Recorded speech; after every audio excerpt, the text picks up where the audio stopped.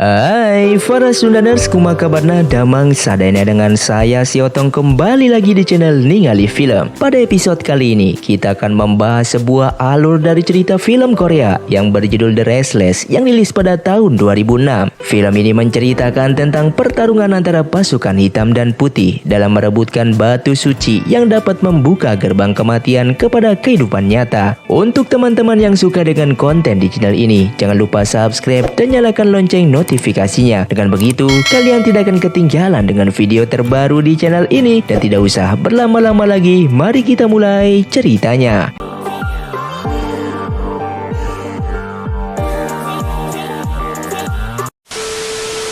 Dan film ini pun dimulai. Ada seorang wanita terikat dan meminta tolong karena ada makhluk yang sangat menyeramkan. Dan makhluk itu terus mendekati wanita tersebut. Lalu tidak lama kemudian muncullah dari gubuk ada seorang pendekar sakti dan langsung menyerang makhluk tersebut. Sehingga pendekar itu pun bisa mengalahkan dan langsung menyelamatkan wanita tersebut.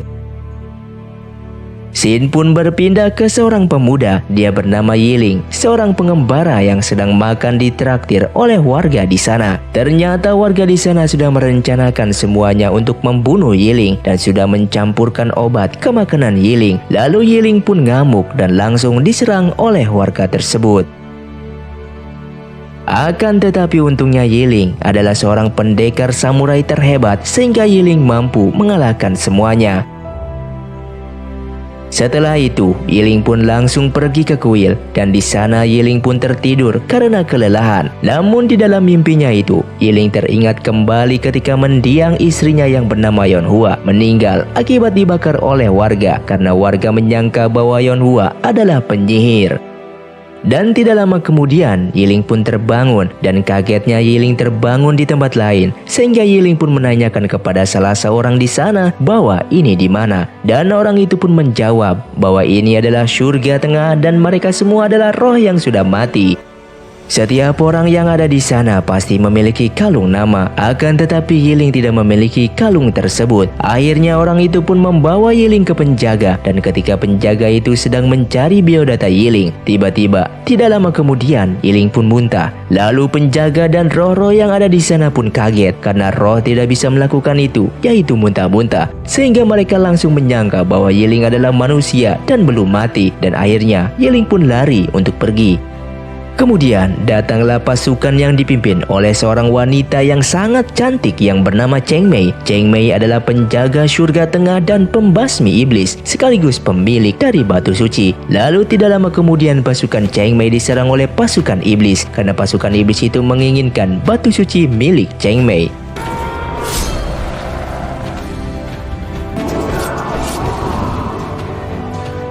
Ketika Cheng Mei diserang, Cheng Mei pun terbentur tiang dan langsung pingsan. Yiling yang berada di sana pun langsung menolong Cheng Mei dan membawanya pergi dari sana. Ketika Cheng Mei terbangun, dia kaget karena Yiling menatap terus wajahnya. Yiling juga kaget karena Cheng Mei mirip sekali dengan mendiang istrinya. Akan tetapi Cheng Mei tidak bisa mengingat sedikit pun ketika dia hidup di dunia. Dan di sana diperlihatkan kilas balik ketika Cheng Mei akan dibakar hidup-hidup oleh warga karena Cheng Mei dianggap sebagai penyihir yang mengundang para iblis ke desa mereka. Setelah itu, Cheng Mei pun kebingungan karena dia memang tidak ingat sama sekali. Dan tidak lama kemudian pasukan iblis pun mencari Cheng Mei ketika jarak mereka dekat dengan pasukan iblis tersebut. Untungnya ada sekumpulan gagak terbang di atas dan pasukan iblis pun langsung pergi. Kemudian di sini Yiling pun semakin akrab dan Yiling juga berjanji untuk tidak meninggalkannya lagi. Lalu scene pun berpindah ke tempat iblis. Saat itu Raja Iblis dan anak buahnya sedang merencanakan untuk mendapatkan batu suci milik Cheng Mei. Di sisi lain, Yiling dibawa ke tempat pemandian agar Yiling bisa membersihkan badan. Setelah Yiling menyelam, Cheng Mei pun pergi dan mengingat ketika gurunya menegaskan dirinya untuk menjaga surga tengah dan menjaga batu suci agar tidak dirampas oleh Raja Iblis dan anak buahnya. Kemudian setelah Yiling selesai mandi, Yiling malah tidak melihat Cheng Mei dan yang ada malah laki-laki tua yang tadi, dan Yiling pun menanyakan kemana Cheng Mei pergi dan langsung mengejarnya. Tidak lama kemudian datanglah Yan Er, yaitu anak buah sang Raja Iblis, dan langsung membawa Yiling kepada Raja Iblis. Yiling pun disambut baik oleh Raja Iblis yang bernama Bansu, karena Bansu mengenal Yiling ketika hidup di dunia dulu, dan di sana Bansu menceritakan awal mula mengajak Yiling bergabung menjadi pembasmi iblis kerajaan ketika di alam dunia. Saat mereka masih hidup sebelum menjadi para iblis, Bansu adalah ketua pembasmi iblis kerajaan. Namun karena tidak adanya keadilan yang dialami istrinya yang sudah diperkosa oleh para menteri istana itu, sehingga istrinya pun bunuh diri.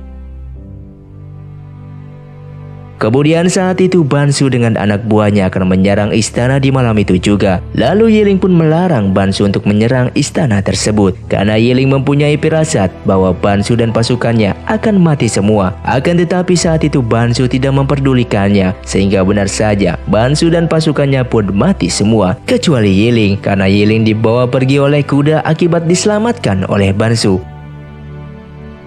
Sin pun kembali ke alam roh. Di sini iblis Bansu ingin meminta balas budi kepada Yiling agar Yiling bisa mengambil batu suci milik Cheng Mei supaya Bansu bisa kembali ke alam dunia dan merubah segalanya. Setelah itu Yiling pun kembali ke hutan, dan di hutan Yiling malah ditodong oleh Cheng Mei karena dikiranya Yiling bersekutu dengan para iblis. Akan tetapi Yiling meyakinkan Cheng Mei agar bisa membaca pikiran Yiling karena Yiling sama sekali tidak bersekutu dengan iblis, dan akhirnya Yiling pun malah terpental pingsan. Dikarenakan Yiling belum sadar juga, akhirnya Cheng Mei pun tertidur, dan tidak lama kemudian setelah Yiling sadar, dia malah mengelus-elus Cheng Mei yang tidak lain dia adalah istrinya waktu di alam dunia. Sin pun berpindah kepada anak buahnya Bansu yang merencanakan untuk mengambil batu suci, dan kalau masih dihalangi oleh Yiling, maka Yiling akan dibunuhnya. Keesokan paginya, Cheng Mei pun bangun dan langsung mendatangi Yiling. Semakin hari mereka pun semakin dekat kembali, dan Yiling berjanji akan melindungi Cheng Mei. Dan tidak lama kemudian mereka pun lari karena merasakan ada yang mengikutinya. Dan benar saja, dua anak buah Bansu menghadang mereka berdua, dan pertarungan pun dimulai.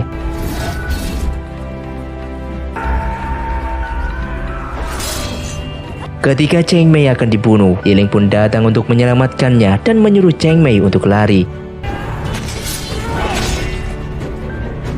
Akan tetapi, salah satu anak buahnya Bansu pun mengejarnya.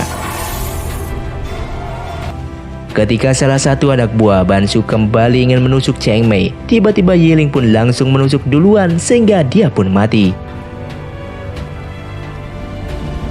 Begitupun yang satunya lagi bisa dikalahkan oleh Yiling dan mati.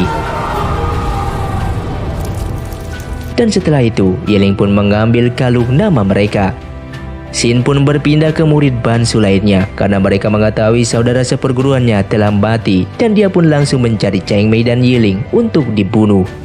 Di sisi lain, Yiling dan Cheng Mei kembali ke surga tengah. Akan tetapi mereka mendapati para roh yang pingsan karena sudah lama tidak mencium wewangian. Setelah itu Cheng Mei pun langsung menggunakan kekuatan yang dimiliki batu suci untuk menyebarkan wewangian tersebut. Dan seketika para roh itu pun bangun, tetapi Yiling malah pingsan.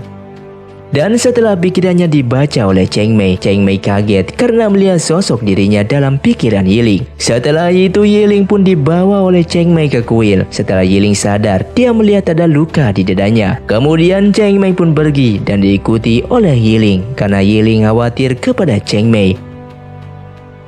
Di surga tengah, anak buah Bansu kembali datang beserta prajurit iblis dan mereka pun menyerang Cheng Mei. Dan Cheng Mei pun mencoba memakai kekuatannya untuk menyerang mereka.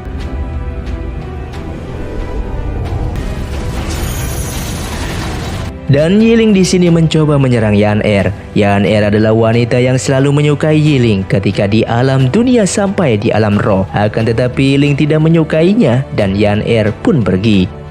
Saat itu Cheng Mei kewalahan melawan anak buah Bansu, akan tetapi akhirnya dibantu oleh Yiling.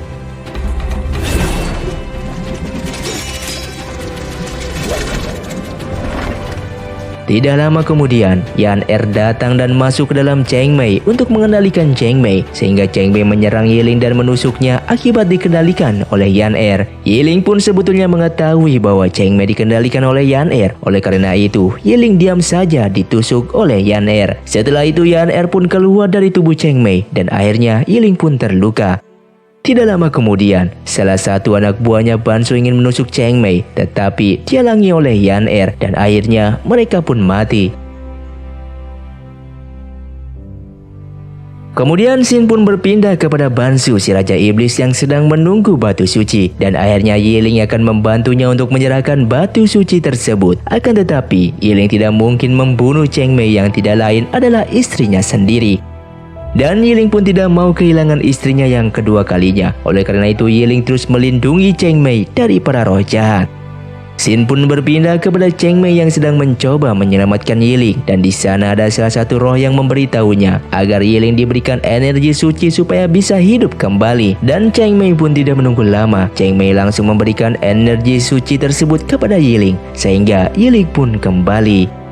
Di sisi lain Bansu, si Raja Iblis marah karena Yiling lebih memilih istrinya daripada orang yang dulu pernah menyelamatkannya. Di surga tengah langit berubah menjadi hitam dan Bansu pun mendatangi Yiling. Setelah mendatangi Yiling, Bansu pun mendatangi Cheng Mei dan langsung menyerang Cheng Mei dan ingin mengambil batu suci tersebut. Akan tetapi batu suci itu sudah menyatu dengan Cheng Mei. Akhirnya Bansu menculik Cheng Mei untuk membuka gerbang alam dunia.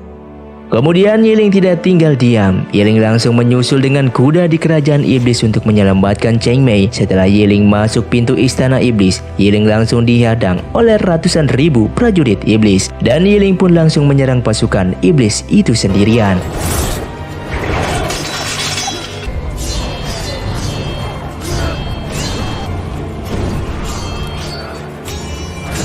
Dan di sana diperlihatkan pertarungan yang sangat epik antara satu manusia dengan ratusan ribu prajurit iblis. Dan setelah bertarung dengan ratusan prajurit iblis, akhirnya Yiling bisa masuk ke dalam istana untuk menyelamatkan Cheng Mei. Di dalam pun, Yiling disambut oleh Bansu, si Raja Iblis, dan mereka pun akhirnya bertarung. Awalnya Yiling kalah, akan tetapi setelah dibantu oleh Cheng Mei, Yiling pun akhirnya bisa mengalahkan Bansu, walau Yiling akhirnya tertusuk.